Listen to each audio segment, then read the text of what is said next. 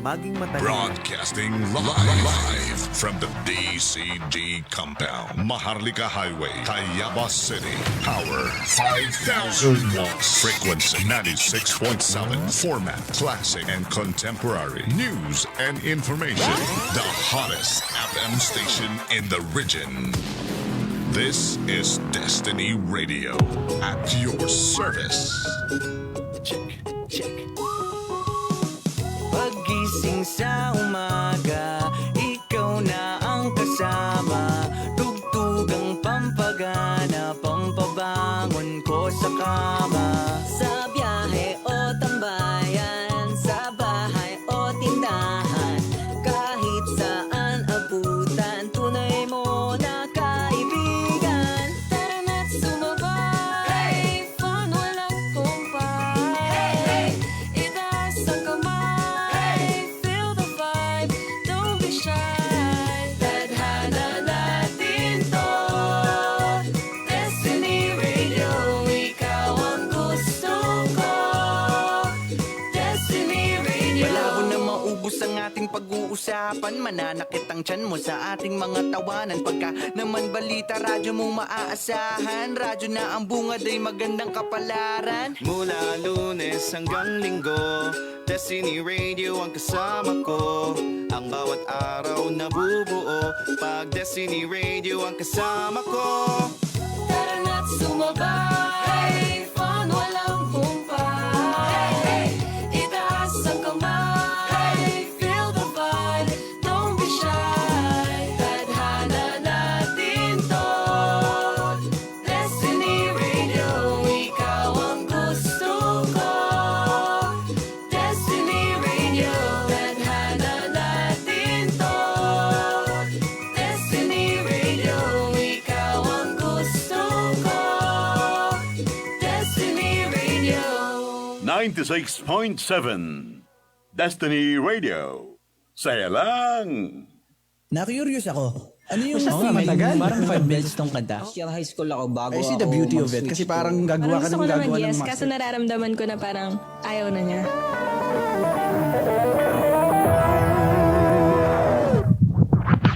Hi, ako si Jiro. Chillin' with the best local talents from the ground up right here on air. Tara, makipagkwentuhan at kilalanin natin ang mga storya ng ating mga ipinagmamalaking personalidad sa larangan ng sining, from the roots to the hustle and how it grows. This is Homegrown. Tandaan ko, bass drummer ako nun. And then, drummer namin. Hindi mo may express. Tapos ako, makulit ako sa bahay. Parang gusto ko lang nagrarap. Your home, their stories on air. Exclusively on 96.7 Destiny Radio. Destiny Radio. 96.7 Destiny Radio, saya lang. Hoy, 1 minuto na lamang, alas 6 na po ng hapon. Alas 6 na, gabi na pala. Guys, dito sa bandang dito sa bandang Tayabas hanggang sa Lucena, yan sa paligid sa paligid ng lugar na ito. Ewan ko, hindi ako nakapag-check ng ng rain forecast pero mukhang may paparating naman na ulan na malakas-lakas o bagyo. May bagyo ang parating? Hindi din na. Ayan. Yari. Ingat na lang po sa mga bumabiyahe. Automatic magiging madulas yung kalsada lalo na pag bumugsak na yung ulan. So ingat po tayo lahat. Anyways, happy Friday mga ka-Destiny. Maligayang pagdating po sa ating programa. Once again, this is Your Home, Their Stories on Air. Episode 20 na po ng Homegrown People. And I'm your host. Ako po si Jiro, your one and only rapper DJ in the town. At ngayong araw, may panibago na naman tayong bisita sa programa. Isa to sa mga pinakamakulit. At may na isa yung makulit, siya yung may kakaibang energy na isang artist, guys, dito sa Quezon. And isang dekada na rin tong nasa larangan ng hip-hop. At maraming bagay ang ngayon ay sinusubok niya. And at the same time, nakikita niya na dun siya nag-excel. And it really helps his music. Maraming tao nakakakilala sa kanya sa pagiging isang rapper. But right now, I think it's about time na mas kilalanan naman natin siya sa sarili niyang kwento. Once again, ladies and gents, I have here a rapper and an MC. Ladies and gents from Candelaria, Quezon, our very own Costa Boy. Yes, sir. Costa Boy, what's up, brother? Welcome to Homegrown. Thank you so much for inviting me, bro. And gusto ko lang syempre batiin lahat ng mga nakikinig ngayon dito. Pakinggan niyo yung kwento ko. Yes, sir. Yes, sir. We're very excited about that, Costa Boy. Kasi yun na nga eh. Malamang sa malamang, nakikita ka ng tao, hindi na lang sa stage ngayon eh. 'Di ba? Kasi you have this side hustle na para sa music career mo, sobrang importante ngayon. Yes. But before we dive into that, Costa Boy, kwento mo naman sa amin, yung pagiging artist mo, paano ba talaga siya nagsimula? Nagsimula siya nung bata ako sa nagpalaki sa akin. Shoutout kay Kuya Jojo. Lahat ng mga naririnig ko na music, puro thousands na agad. Kumbaga, hindi ako nakarinig ng mga old school eh. Wala talaga ako alam. May puro rap shit agad yung mga naririnig ko. Ganun ako na-hook up. Tapos, nag-rap yung pinsan ko. CD pa nun. Pagka yung may kanta ka, Doon mo ra-record. ipaburn mo pa. Okay. Naka-burn pa siya. Mhm. Tapos yun, ako lang yung sumasama sa kanya pagka para may play sa BCD, DVD, yung track niya. Then, na-broke up ako nun. Tapos yun, nakasulat ako ng love song. Hindi ko malilimutan yun eh. Nasiraw pa nga ako. 2012. 2012. Narecord ko siya sa shoutout Rural Records. Chaong, kung buhay pa ba yung recording studio na yun. Doon ako una nag-record. Then yun, the rest. Dire-diretso. 2012 talaga siya nag-start. Yes. Tapos ang sabi mo na influensyahan ka ng nagpalaki sa'yo. Nakinig ka ng, ano yun yung music niya? Yung music, pinapakinggan niya, mga pinapakinggan mo? Bone Thugs. Nasa hip-hop na talaga, Hip-hop no? talaga. Puro Nelly, ganun. Ganun yung mga naririnig ko. Tapos, gaano katagal yung nung simula na nag-start kang makinig sa music, noong 2012, gaano katagal yung ginugol mo sa pakikinig bago ka nag-start magsulat? That year ka din ba talaga nag-record nun? Nakatapos nung sabi mo love song? Parang anong nangyari, nung bata pa lang ako, hindi nakikinig na nga ako music. Nung mahukap ako nung dire-diretso yun, bro. Pag wala na nag-start ako, dire-diretso yun. Hindi ko talaga tinigilan hanggang sa palipat-lipat na ako recording studio. Kasi nahihirapan ako punta Chaong. Nagkameron ng Hot Selling Records. Shoutout kay Kuya Lucky, Robotic Familia from Candelaria. Yun, dun ko na siya in-upgrade. Actually, hindi naman talaga Costa Boy pangalan ko eh. Costa lang. Costa. Costa lang talaga. Una kong record, Costa. Yun yung rap name mong kauna-unahan, Costa. Tapos, nung pumunta kay Kuya Lucky ng Candelaria, para i-record yung second song ko, tinawag niya ako, Costa Boy. Okay. Then, the rest, me, Costa Boy na. Costa Boy na, nagdire-diretso na. Since kung 2012 ka pa lang, kung 2012, nag-start ka na mag-record ng kanta, 2025 na, brother, nakakailang songs ka na sa palagay mo? May bilang ka na? Sobrang dami na. Madami. Yung kauna-unahan mong na-record na yun, available ba yan kahit sa YouTube? Mapapakinggan ba yan? Siguro. Nasa YouTube pa rin siya, pero... I think, yun yung gusto kong itanong mo. Kasi I was wondering, brother. Kasi nasa ibang level ka na eh. I mean, that's more than a decade. Kung 2012 ka nag-start, sobrang tagal na nun. Sobrang laki na din na naging improvement mo pagdating sa pagsusulat, pagdating sa pagpa-perform. Ano yung isa ba yung love song na yun sa kinikringe mo before, pero naging sobrang importante sa'yo? Siguro, treasure na lang siya para sa akin. Na, kasi, ang mission ko kasi lagi, higitan yung kahapon ko eh. So, hindi ko siya tinitingnan as nakikringe ako dahil nagawa ko siya. Kumbaga parang kayamanan siya sa akin. Tinitingnan ko siya as kayamanan na, layo ko na. Parang gano'n, layo ko na sa dating ako. So, anong nangyayari ngayon, level up lang lagi, grow lang ng grow. Kumbaga, aral, hindi ko alam, aralin ko tong sound na to, paano ko ipapasok yung style ko sa ganitong music. Ganun lang yung nagiging routine ko.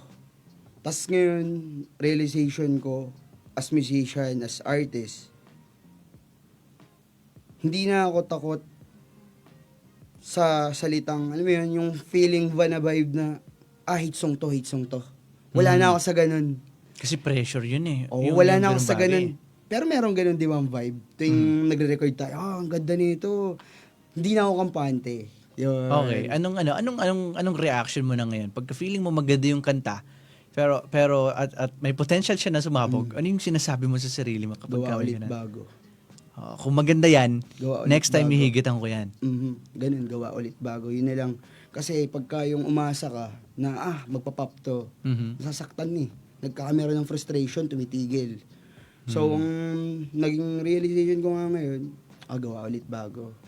Kung di man to tumama, may bago pa ako. Yun yung pinaka-aim ko ngayon. Kung bumalik yung gutom ko, kasi, di ba nag-MC na nga ako ngayon. Hype man ako sa mga club. Shoutout sa lahat ng mga boss, ng mga pinagtatrabaho ako dyan sa Barangay Uno. Sa lahat ng DJs na kumukuha sa Yes, akin, sir. syempre. Parang ano na lang siya ngayon, yung kinikita ko sa pag-hype man, pumupunta sa music. ganun siya nagiging ano sa akin. Baga, ganun yung nagiging ano nung Nagiging cycle. cycle. Ah. Hype ako, bayad beat, Mhm. bayad music video, bili damit. Ganun lang. That's cool. Kasi last time, pinag-usapan namin, last episode, sabi ni Doc Marco, ang isang pagiging artist daw ngayon, kailangan may ganap ka na rin talaga sa buhay eh. Kasi Oo. hindi ka mapapakain ng music mo agad-agad eh. Totoo yun. Kung hindi ka pa talaga nandun sa rurok, hindi ka pa mapapakain ng music mo. Pero so right now, na wala ka pa doon, you have to make something eh. Kailangan mong may pagkakitaan. At kung gusto mo talagang suportahan, kagaya ng ginagawa mo, kung gusto mo patuloy yung music mo, kailangan nasusustentahan mo yan. At nasusustentahan mo yung sarili mo. So, ngayon pare, naging isang hype man ka. It's a convenient job para sa iyo, and at the same time, I think you're enjoying it. At sa mga nakakakilala sa iyo, at I think napupuna din ng mga ngayon pala nakakita sa iyo. Si Costa Boy ay isang may mataas na energy talaga pagdating sa stage. Ano naman naging storya ng pagiging hype man mo? Paano ka napunta doon at anong kwento doon? Wala talaga sa isip ko na magiging hype man ako. Pre, rapper lang talaga ako. Nagde-live lang. Actually, kumbaga nagsimula lang siya nung shoutout sa dati kong grupo, naging grupo ko, 042. Ilang artists yun? Mhm. Siguro 7 artists kami, o bunch of 8 artists. Na-hype ko na sila, nagkameron ako ng, parang alam mo yun, skills na, di ko alam yung song, pero kasama nila ako sa stage to hype it up. Ganun yung naging ano, hanggang sa may nakakita na sa akin, no, tingnan mo to, hindi na bumaba ng stage, pero May acting like, may energy pa din eh, no? kumbaga parang alam ko yung kanta, parang Ah. parang naging natural siya sa akin, kasi nga, music lover, Mhm, mhm. alam ko yung timing, kung kailan yung power ng kanta, kung kailan yung build up. Mhm. One time, nakita ako ni J. Cole, shoutout kay DJ Cole, isa yan sa bumago sa buhay ko. Kumbaga, marami taong tumulong sa akin bago ako maging ganito. Hindi pa naman ako ganun ka-establish, marami pa rin ako inaayos sa buhay. But, ang nakakita talaga sa akin si J. Cole. Tol, alam mo, sabi lang sa akin, Costa, free ka ng ganitong date? Mag-hype man ka sa Boss Daddy. Ha? Anong hype man? Ang gagawin ko dyan? Mhm. Ano sasabihin ko? Then, syempre, as local artist, meron din tayong mga connection. Tanong lang ako sa isang DJ, shoutout naman kay DJ Mars. Siya yung, kaya ako na-introduce sa DJ scene, sa club scene na yan. Gawa ni DJ Mars. Mhm. Kasi kinukuha niya lang ako dati para mag-perform. Kunwari, merong mga DJs na event. Meron akong slot dun. Kukunin niya lang ako para mag-rap. Bigyan niya ako 3 song, bibigyan niya ako tip. Mhm, mhm. Start yun. Nakailang gig ako. Nakakasama ko iba't ibang DJ, pero rapper lang ako. So Special ano, number ako. ang nangyayari, may experience ka na rin talaga sa club, sa mga nakasama yung mga DJ. But Kasama dati, yung DJ. as a performer ka. As a performer, Oo, hindi ka yup. pa nun nag-hype man. Yup. Paano naman nakatulong sa yung experience na yun, brother? Mas nadalian ka na ba nung binigyan ka na ng gig ni DJ Cool na na okay, mag-hype man ka na this time. Hindi ka muna magra-rap, pero sasamahan mo kami sa buong set, mag-hype man ka. Mas nakatulong ba sa'yo na meron ka ng experience sa nakasama yung mga DJ na yun? Nakikita ko yung ginagawa nila, pero wala talaga nagturo sa akin, man. Ang danging baon ko lang nun is intro. Aha, aha. And 1, 2, 3 na kailangan mo i-build up yung drop. Yun lang yung alam ko. Intro lang na binasa niya sa akin. Tapos yun, nood na ng mga videos. Hanggang sa, ito na ako. Kumbaga, lahat siya'y puzzle. Bago ko nabuo.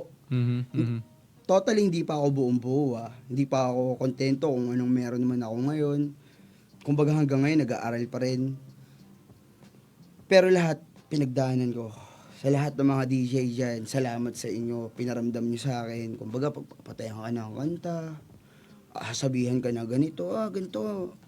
Yung MC nyo, ganito. Lahat talaga dinanas ko. Pero hindi, tinatako sa sarili ko na hindi mo na mauulit sa akin gawin yan. Next time. Kasi hindi ko na gagawin kung ano yung ayaw mo. Ganun ako. Kaya, ganun ako kabilis mag-enhance ng, ginaganito mo ako. Okay. Aralin ko kung paano ko, hindi mo na ako gaganyanin. Parang ganun ba? Yung mga ganung paramdam, doon ako gigil na gigil. Tangin na kailangan ko. Sorry for the word. Kailangan ko siyang, alam mo yun, tinatalo ko yung kahapon ko lagi. Kumbaga, basta kumbaga, sa akin na lang yun na, gusto ko lang di-share sa inyo na, huwag kang panghinaan kung minamata ka or hindi ka pa ganun ka-establish sa ginagawa mo kung ano man yan. Kailangan lang palagi handa kang matuto at bukas yung tenga mo kung gusto mo talaga mag-excel. Ayun, yun lang yung lagi kong baon, man. Speaking of that, Costa Boy, since yun na nga, I think yung pag-MC, it's a big part of your life na ngayon no? Yes. Lalong-lalo na kung yun yung nagiging source of income mo para masuportahan yung music mo. Pero since kanina, may mga nabanggit ka na bagay na, na may struggle pa din, o tayo mo siyang kinapa. Ano yung pinaka-worst na na-experience mo? Sabi mo kanina, pinagpatayan ka ng music habang nag-MC ka. Meron pa bang mas worse doon na naranasan mo during a gig? As an MC. Yung pinapunta ka sa gig, tapos hindi ka binigyan ng TF. Pinapunta ka sa gig. Tapos hindi ka binigyan ng TF. Anong na-realize mo nun, brother? Kasi nakakapagod yun. I had experience din Loss. You felt lost. Paano mo naman siya tinake? Kasi ikaw, kilala ka na namin ngayon since you're also telling us na you're somebody na kapag ka nagkaroon ng isang pagkakamali, i-build up yung sarili mo para hindi na yun maulit. Yung pangyayari na yun, pare, pumunta ka sa isang gig, ginawa kami yung trabaho mo, napagod ka, pero hindi ka binayaran. Anong naging epekto sa'yo nun at paano mo siya tinik? Sabi ko, di na ito mauulit. Kailangan ko galingan. Kailangan kong mag-aaral. Tinake ko siya as fruit to level up. Kasi, kung tumigil ako nun, di ako hype man ngayon. Walang Costa Boy na nag-hype sa Barangay Uno ngayon. O sa iba't ibang piyesta dyan. Kasi, natalo ako nung pangyayari nung gabing yun Kasi, syempre, pupunta ako sa comfort zone ko. Saan ako magaling, mag-rap. Yun, ganun ang ginawa ko. That's very good. I think, I think tinuruan ko maging resilient talaga kasi, kung gusto mo talagang matuto at gumaling sa isang bagay, hindi mo naman yan agad-agad makukuha kung nang wala kang pagdadaan ng sabit-sabit diba? Walang instant. Diba? And at the same time, kung yung mapupulot natin sa kwento mo rin is kapag ka tumigil ka, doon ka lang matatalo Doon ka lang matatalo, pero pagka tinanggap mo sa sarili mo na okay, talo ako ngayon, pero hindi ibig sabihin mo wala na akong pagkakataon. Pupulutin ko lang yung mga aral diyan sa pagkakamali na yan at babalik ako na mas malakas. Right? That's how I felt. That's a very good one, Costa Boy. Buti na lang, hindi mo Buti siya, na lang. hindi ka pinanghinaan ng loob. Ginawa mo siyang gasolina lalo. Now, brother, ano naman yung pinakamasaya na na-experience mo sa pagiging isang hype man? Pinakamasaya siguro. Shoutout sa mayor ng Mulanay, Quezon. Hoy, Mulanay. Pre. Hindi pa ako tumatapik ng pinakamalaki kong TF as hype man, 5K. Sa tuwa ng mayor sa amin, pre, lahat kami dinouble pay, pre. 10K, 3 DJ yung hinipe ko noon, 2 kaming MC. Shoutout kay Abdul, kasama ko siya noon. Microphone mechanics. Yun, yung na-granted lang ako, ganito pala, sabi ko, grabe. Kumbaga, using microphone, tumatabi ka ng ganun. mas lalo ako nang gigil para mag-aral. Mas lalo akong kailangan ko galingan lagi. Kasi hindi ko naman siya inasahan eh. Kasi ang sabi lang sa akin nung kumuha sa akin, shoutout sa'yo DJ Juan. Saan ka? Sama ka sa akin, may gig tayo. Lucena. 6 a.m. Alam mo, pagpunta ko ng Lucena, no? Mulanay pala. Pero actually, galing na kami dun last year. Kami pinabalik kami ng mayor. Si Mayor Aguirre. Mayor Aguirre, thank you so much po palagi sa pag-invite sa amin dyan sa Mulanay, Quezon. Costa Boy, how long have you been doing this? Gaano nakatagal na isang MC si Costa Boy? 2 years. 2 years na. Ano na sa palagay mo yung difference between nung nag-start ka maging isang MC at ngayon? Na-execute ko na rin yung pag-rap ko sa pag-MC ko. That's nice. Kung kasi yun naman talaga yung una mong rason di ba? To support your music kaya ka nag-hype man. It just happened na I think nakita mo yung beauty ng ginagawa mo sa pagiging isang hype man. So minahal mo na rin talaga siya. Is that true? Mahal mo na rin talaga ang pagiging isang hype man. Oo. Magmula nung nakapanood ako ng MC sa Manila. Pumunta ako sa isang private party siya ng mga MCs and DJs. Sa San Pedro, Tricia San Pedro, birthday yun ni Rock Cruz. Isa sa mga pinapanood kong video, ito yung paano mag-hype man, kung paano sila mag-introduce, paano sila mag-hype, mag-build ng music. Kapunta ako dun, dun ko nasabi na ang layo ko pa pala. Ganun pala. Tapos nakita ko yung isang hype man, nag-rap siya English. Sa excess beat ng mga sa, di ba, EDM or what kind of music, Jersey, May mga excess na beat. May excess na beat. Nag-rap siya. Yung mga walang vocals. Nag-rap siya. Sabi ko, pwede pala yun. Ngayon, Hindi ko alam kasi. nagkaroon ka ng idea, ginagawa mo na rin ba siya ngayon o pinapractice mo na Ginagawa siya? ko na siya ngayon. That's nice, brother. Ginagawa ko na siya Now, ngayon. bigla ko lang naalala, kasi last time, may kasama tayong DJ, may kasama kami yung DJ sa show. Shoutout to DJ Renz. Natanong ko sa kanya na at napaliwanag niya din na there's actually science to music lalo na sa pag nasa party ka. Yung mga dB, yung frequency nung kanta, parang may saktong init at tunog ng pampahype sa tao eh. When it comes to which is kontrolado nila. Kasi sila yung nagmi-mix noon, alam nila yung playlist nila. Okay, dito, kasabog yung mga yan, magwawala yung mga yan dito pag pinatugtog ko to kasi ganito yung DB niya, ganito yung type beat niya. When it comes to hyping naman, pagdating naman, ang nasa iyo, ang kontrolado mo yung microphone eh. Paano mo naman nasasabi na, okay, dito, kailangan ko silang i-hype talaga ng sobra. And dito, kailangan kalmado lang. Paano mo nare-realize yun pag nasa gig ka? Nakadepende sa sitwasyon at sa crowd. First, ba't nakadepende sa sitwasyon? Kahit anong hype ng kanta, kung ito ipi-play mo yan ng opening na hindi ma-hype, kahit anong hype ko. Then, anong sunod ko sinabi? Sitwasyon and crowd. Kung affiliated ba yung music do sa crowd? Kung yung music niya is for those type of people. Kasi as hype man, natrabaho ko i-build up kung nasan yung hook or kung ano yung alam ng tao. Gagawin ko yun, matik. Pero nakadepende ako sa tao. Once na, bata yung crowd, huli ka. Play ka ng ganito music, huli ka. Build ko lang. Hindi naman kasi ako yung star nung gabi. I'm not the star, kayo yung star. Yung lagi pinaparamdam ko sa crowd. Yung yung tao sila Kayo magpo-party. Ako ay guide lang, parang ganun. Ganun ko siya tinitingnan. Parang yung DJ yung driver. Ako yung conductor. Lagay, sakay na kayo para mag-party. Parang ganun ko siya tinitingnan eh. Na merong oras para tumakbo. Kumbaga, may oras yan. Yun lang, sa lahat ng, ito code sa lahat ng mga MC dyan, may oras. Lagi yung tatandaan, oras, tingin kayo sa relo nyo.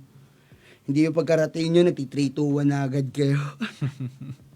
Sobrang gandang analogy na kung ilalagay mo sa kalsada ang pagdi-DJ, ang pagiging isang hype man or ang isang party. Nasa isang jeep kayo. Yun yung club. Yung driver, yan yung DJ. Yung conductor, yan yung MC. Yung pasahero, yan yung tao, yan yung crowd. At kayo yung pinagsisilbihan, Namin. kayo yung ihahatid. Yes. That's a very good one. That's a very good one. And ang nakakatuwa dito, Ostabay, kasi nagdidig ka talaga sa trabaho mo na yan eh. Yes. Kumbaga, iniintindi mo yung mga ganyang bagay para mas alam mo siya kung paano gagawin. Kasi dumadami rin kasi kami dito sa eksena eh. So, lagi ako nag-iisip kung paano ako maiiba, kung paano ko ma-establish yung image ko, yung brand ko as Costa Boy, na ma-execute ko pa rin yung music ko as rapper. Doon ako nakafocus eh. Kasi, tamo, kung hahabulin ko, halimbawa, sabihin na natin, sino bang magaling na MC? Sabihin, I don't drop a name pero, sabihin natin na, ito yung nilulook up. Ito lang ako. So, ang ginagawa ko, ibibuild ko ako. Hindi ko, lilook up kita, pero binibuild ko yung sarili ko. Kasi pagka hinabol kita, hanggang dyan lang din ako. Ako, nag-grow ako, kahit mabagal, hindi ko alam kung anong pwede maabot nito. Kasi, tuloy-tuloy yan eh. Wala yung masyadong iniisip na ibang tao sa paligid eh. Focus sa sarili niya. That's very nice. Oo. Anong epekto sa'yo nun? Ganun ba yung nararamdaman mo, pare? Na tuloy-tuloy ka sa pag-angat dahil hindi mo na masyadong pinapansin yung mga nasa paligid mo. Mas pinofocusan mo yung growth mo. pinapansin ko sila, pero para maano lang ako. Tawag dito. Pinapansin ko sila, tinitingnan ko yung mga nagagawa nila na di ko kaya gawin. Then, ginagawa ko yung mga hindi ko kaya gawin sa way ko. Parang inspiration sila sa akin lagi. Kaya sa padagdag lang ako, hindi ko sila ginagaya, inaatake ko siya ng sarili kong way. Paano ko to gagawin? How to approach this kind of hype, this kind of phrases na ginamit nila to build up a song. Yun ang iniisip ko palagi. Sabi ko, paano ko to maatake na sa way ko, as me. Branding ko, style ko, ganun palagi. Yung eagerness ko. Kumbaga parang maano lang ako, nakatingin ako sa kanila, nanonood ako, pumapalakpak ako sa mga hindi ko kaya gawin. Then, grow. Aralin ko. Pero hindi ko siya gagayahin. Hindi ko siya ginagaya. Kumbaga parang, okay, ganyan yung style mo. Clap, clap, clap. Tapos gagawin ko siya ng ganun way. Better way. Kumbaga, para sa'yo, mas kung meron kang isang bagay na nakikita sa iba and you think hindi mo siya kayang gawin, you're gonna understand it. Paano nila ginagawa yun? And then, i-apply mo siya sa sarili mo. Yun. And that's very nice. Kasi, ang nakikita ko naman dyan, kung meron talagang competition, sabi mo nga, lumalaki na yung population nyo dyan, sa mga hype mans dyan. And nagkakaroon din talaga ng competition, di may iwasan. Especially, kung bilang na bilang din naman halos talaga yung mga clubs dito eh. Diba? Marami na eh. Pero ang nangyayari, kung aatendan mo yung lahat, yung iba, baka walang i-hype. Walang i-hype na club. O mas marami ang numbers ng club dito kaysa sa mga hype man. Tumatapat na eh. Marami na rin talaga hype man. Marami nagsibulan eh. Shoutout sa mga uprising hype man dyan. Sa Lucera City. Mabuhay kayo. Galingan nyo lang lagi. Mismo yan. Kumbaga, hindi mo sila kino-compete. Hindi ko sila kino-compete. Ang kino-compete ko palagi, sarili ko. Kasi, tinitingnan ko sila as advantage para sa akin. Kasi mas nauna ako. Kumbaga yun, tinitingnan ko naman yung mga nauna sa akin as inspiration. Para mas ganahan ako mag-evolve. Ganun ko siya tinulook up eh. Ganun ko siya tinitingnan. Hindi ko sila tinitingnan na, siya yung kinuha mo, okay. Siguro next time ako. Kahit pa yun ay yung kahit pa mas nauna ka doon sa kinuha nila. Walang problema yun kasi pare-parehas naman kasi kami nagkakameron ng gig eh. Siguro iyak lang ako pag zero na yung gig ko.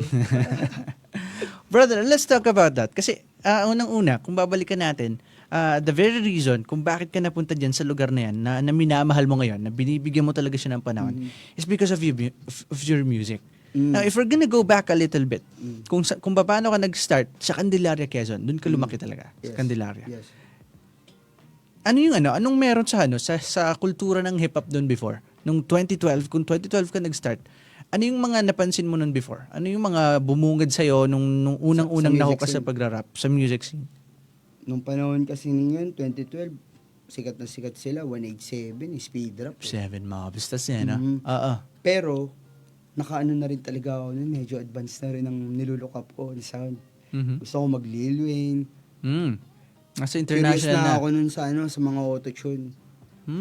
Check nyo, 2014 ko siya nilabas, 2013 ko sinulat, 2014 siya lumabas. Pribadong love song, iba na rin sound ko nun.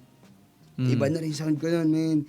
Na sinasabihan pa nila, ginagaya mo si Skastakli, 2013 yun ha, 2014 ha. Sinasabihan ako ng mga co-artist ko na ginagaya mo si Skastakli eh. Kasi advance yung music ko nun. So, ang ginawa ko nun, yun nga pala yung di ko sa'yo nasabi. Kanina kung saan ako nadurog. Ito naman yung kung saan ako nadurog as rapper. Sinabihan ako nun na nanggagaya ka ng artist. Hinanap ko sarili ko nun. Ano ako nun, parang napaupo na lang ako na, sinabihan ako ng mga co-artist ko sa Candelaria na ganto-ganto ka, ganto-ganto. Pero di ko alam, advance na pala yung music ko. Advance na yung music ko. Kasi kung tutusin, halimbawa, yung mga unang nanggaya, yung mga unang sumikat dito, say for example, let's say Skasta. Let's say Yes, sir. Skasta Clean, nung unang-unang gumamit sila ng autotune and things, hindi din, may pinanggayahan lang din naman talaga sila. Hindi sa gayang-gaya, may naging inspirasyon sila na most of the time galing sa ibang bansa na mga artist, 'di ba? So ano nangyayari, parang naging middleman na lang sila. Kung sakaling may mga Pilipino ngayon, mga Filipino artist na gumagaya doon sa mga national artists natin ngayon. Naging middleman na lang yung mga yun kasi galing na rin sa iba, influensya na rin ng ibang artist yun sa kanila. And I think that's fine. Sabi nga ni Doc Marco last time, wala namang original sa sa art natin eh. O sa kung sino tayo. Kasi everything is influence eh. May influensya yan ng mga nasa paligid natin. And I think sobrang evident doon pagdating sa artist.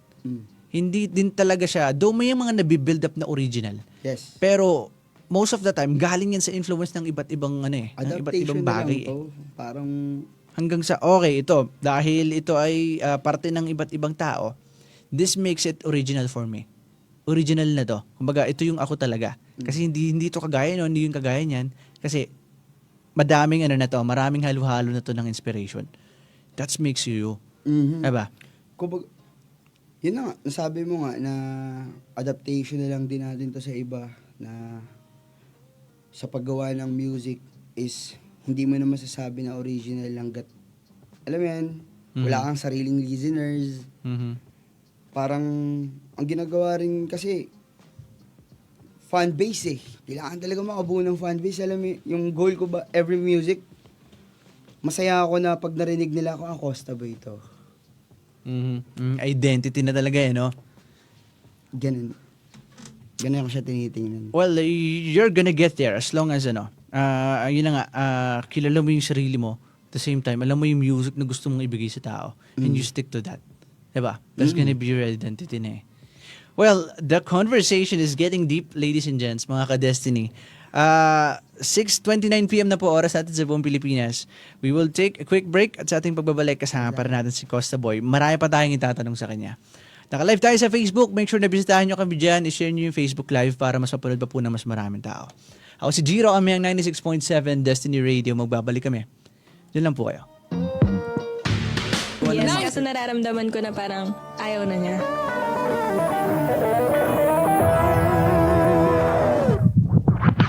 Hi, ako si Jiro.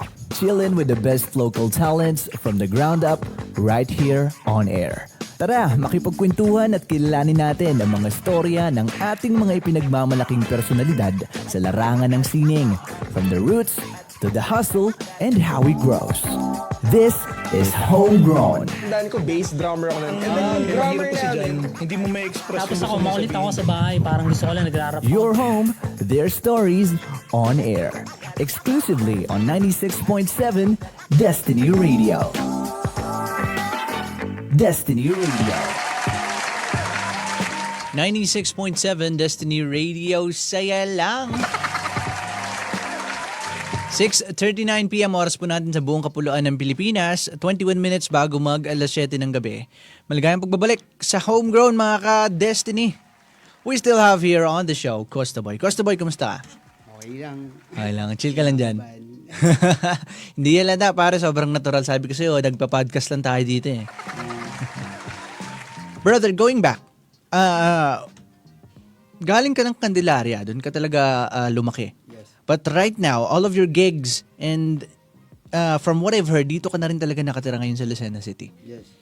Brother, malayo din eh, kahit pa sabihin Quezon pa din siya.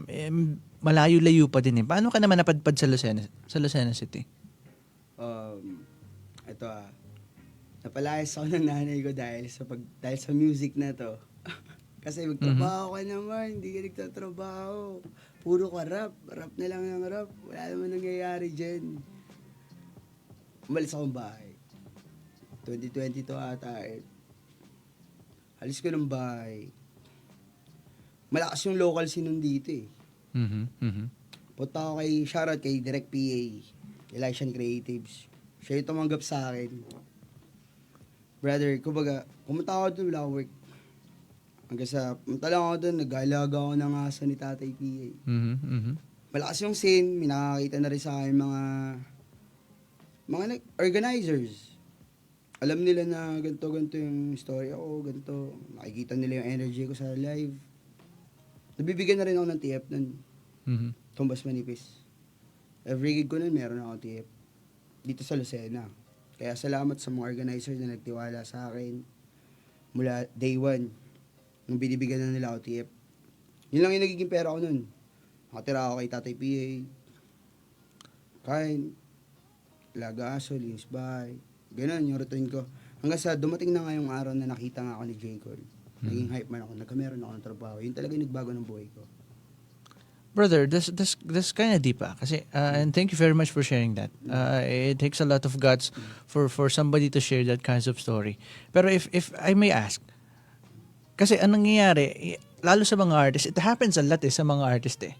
Kasi sobrang importante ng suporta sa isang artist, lalo na ng family members eh when it comes to that. Kasi ibang klase. Imagine kung merong isang tao na nag-e-excel ngayon, kung merong isang artist na nag-e-excel ngayon dahil sa kanyang craft, even though, kagaya mo, I'm talking about you, you're excelling somewhat somehow na eh. Kumbaga, nagkakaroon ka na rin ng income, nasusuportahan mo rin yung sarili mo and yung music. Imagine kung meron ka pang suporta coming up from a family member.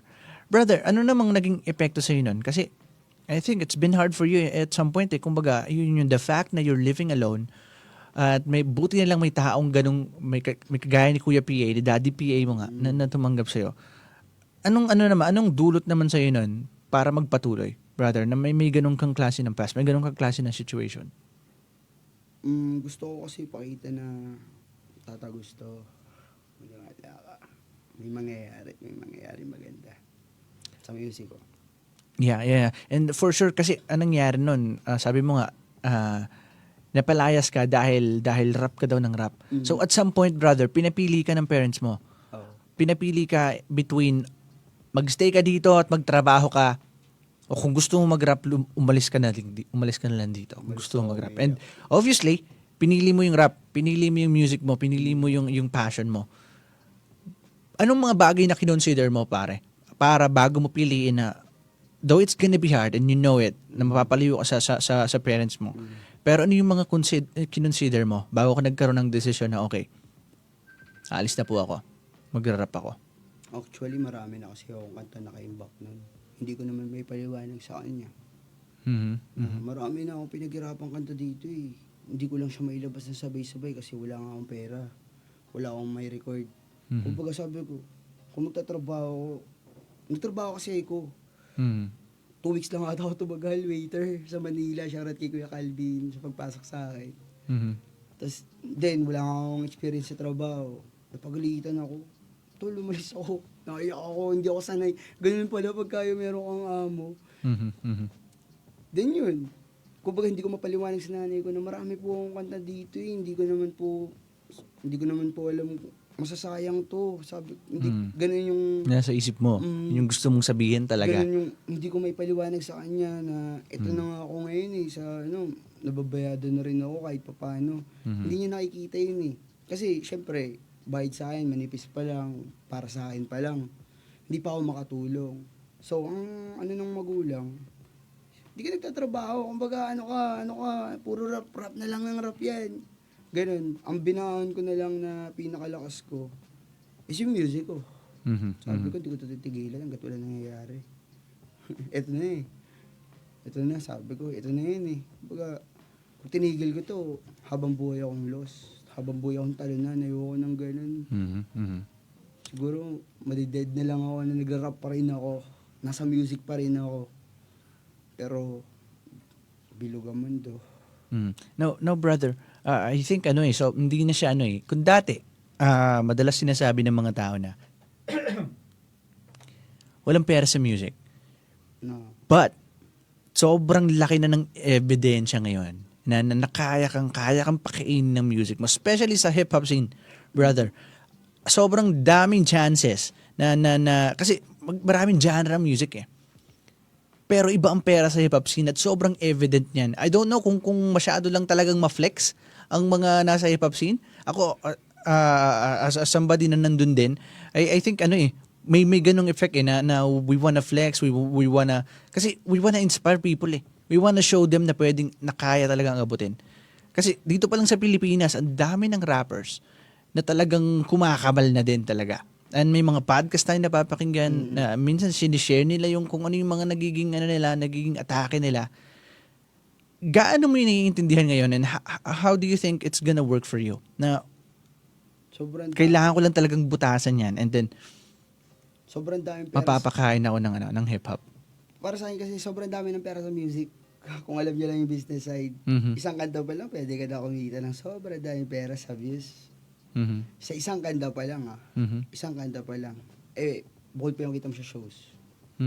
Basta pag mayroon nag-pop na isang kanta, doon pa lang sa isang kanta na yun, pwede ka na kumita ng maraming pera. YouTube, Spotify, then shows.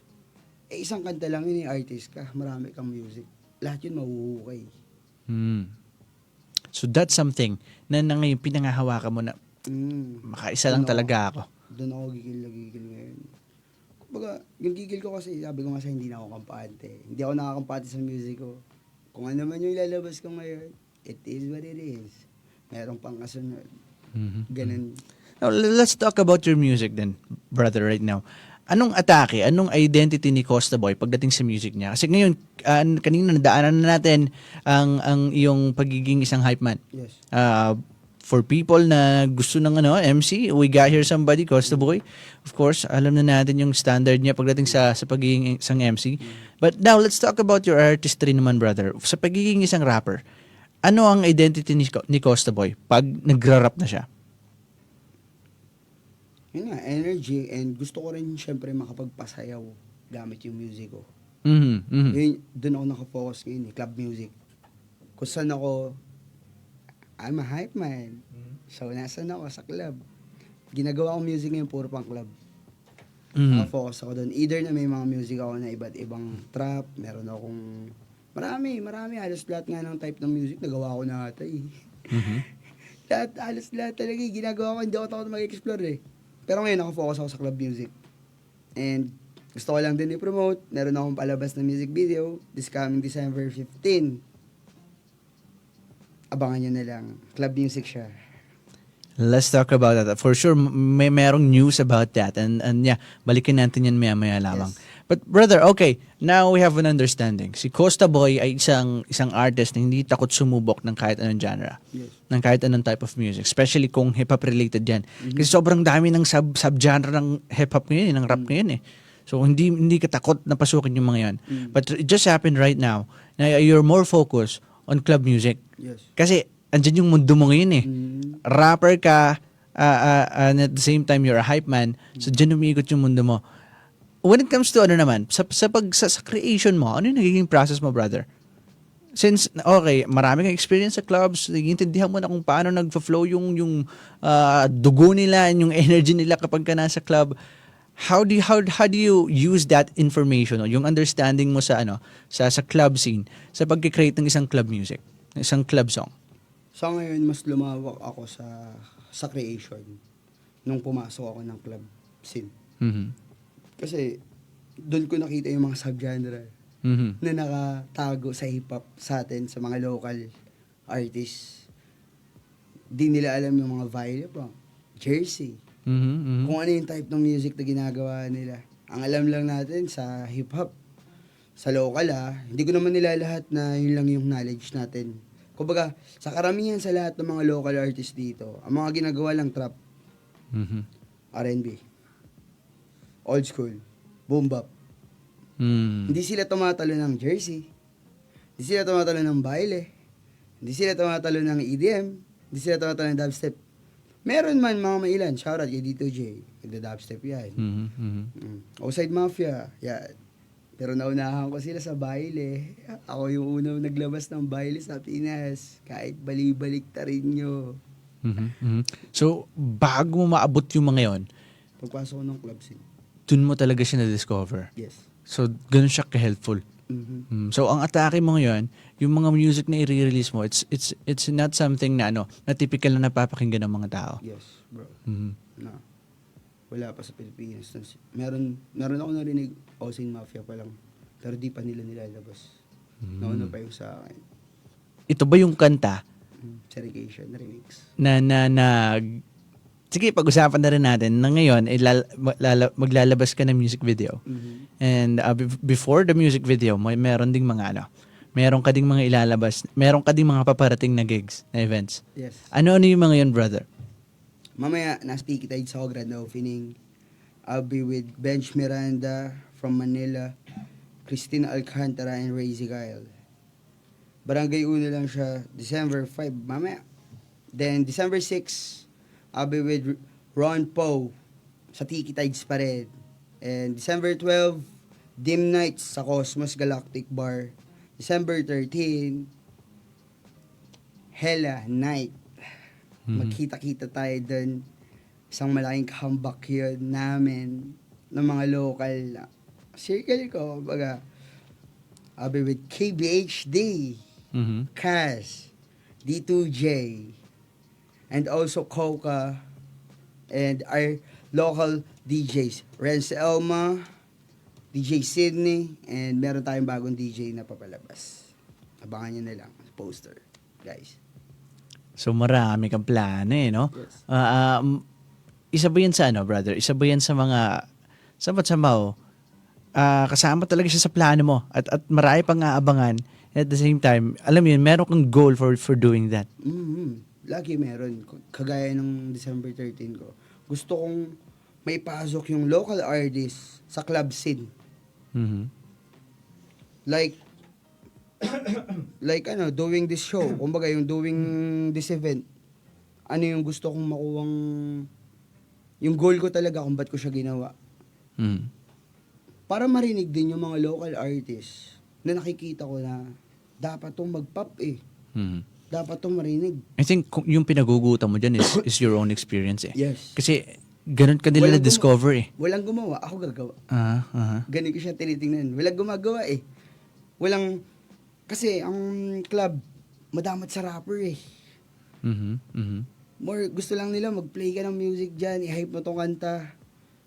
Ayaw nila ng mga local kung tutuusin. Sorry sa mga DJ, sa mga club owners dyan. Kasi ayaw nila ng dull time Mhm. That's true. Ang event ng rappers, alam mo naman from the start, at the end, puro rap yan, dan. So, ginawa ko variety.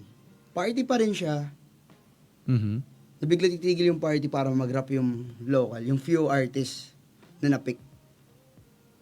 That's nice. So it's a jive of rappers performing and the typical DJs playing music for the party people. That's a very nice one, brother. And then yun na nga, I think we need a lot of people like you in a sense na dapat let's create these ideas at ganapan natin yung mga ideas niyan. Hindi niyan yung plano hindi siya nagmamatter kung hindi mo i-execute magiging plano na lang siya at the very end So I think it's a shout out to everybody listening right now sa kung sino mo maaabot ng episode na to na make your ideas work. I mean, ganapan niyo yung mga ideas niyan. Yes. And unang-una, hindi yan sumisingit sa isipan nyo, hindi yan sumasagi sa isipan nyo sa walang rason eh. Find that reason. Make that idea happen. Diba? Brother, this has been a very interesting one. Maraming salamat sa pagsama sa episode na to. But brother, I have to ask you this. Ano yung pinakang goal ni Costa Boy? Like, how would you imagine yourself? How would you imagine Costa Boy yourself after 5 years of you doing the things that you really wanted to do? Success na ako, both crafts. And you say both craft, that's being an artist and a hype man. Ang galing lang, ang sarap lang isip-isipin, no, brother. I think you have that kind of feeling din na yung pag-hype man, it's not something na pinangarap mo naman talaga eh. But right now, I think sobrang hopeful ka din talaga sa career niyan eh, no? Yes. And that's very nice. Nag-i-enjoy na ako. And it's becoming a career for you na gusto mo din talagang i-pursue. Ganun na siya. Ganun na rin yung vibe. Yung gutom ko sa pag-rap, gutom na rin ako sa pag-MC ngayon.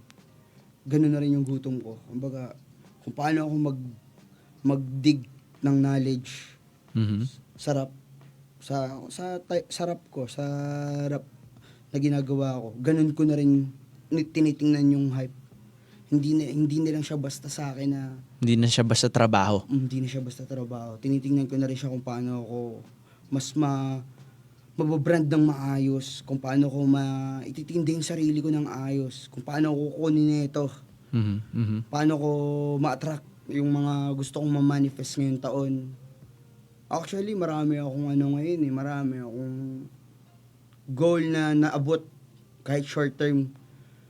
Like this, kumbaga, mamaya mangyayari. Idol ko lang yun, si Bench Miranda, pero kasama ko na siya sa lineup. Kumbaga, isa sa mga, alam mo yun, sarap lang na nagpi-PM lang ako para kumuha sa kanya ng damit kasi nagpapapansin ako. Di ba? Pero ngayon, kasama ko siya sa lineup. That's very nice. And congratulations, brother. Thank you, bro. It really happens, as long as ginusto mo at ginanapan mo. Totoo. Hindi mo man alam kung kailan, but it happens, Huwag mo lang susukuan. Now, brother, I just have a follow-up question. Anong meaning sa ng pagiging isang successful? Kailan mo masasabi ano yung mga ganap mo sa buhay mo, sa career mo, sa palagay mo? Kasi I was asking you if paano mo na-imagine si Costa Boy 5 years ago eh. Then you answered successful ka na on both craft. Anong level na dapat 'yon para masabi mo na successful na si Costa Boy? Tutulungan ko na yung magulang ko. That's a very good one. Doon ko masasabi success na ako. Sa ginagawa ko na to. May balik ko yung paghihirap niya. Doon ko binabase yung success. Once na nagagawa ko na siya stable, masaya na ako, bro. That's a very good one. And full respect on that, brother. You'll get there. Ako naniniwala na if yung gasolina mo is not just for yourself but for other people, especially sa mga mahal mo sa buhay, you're gonna get there. Kasi hindi mo siya ginagawa para sa sarili mo at mas importante 'yon. Though ang nangyayari pinapalakas mo yung sarili mo para mas makatulong ka sa kanila.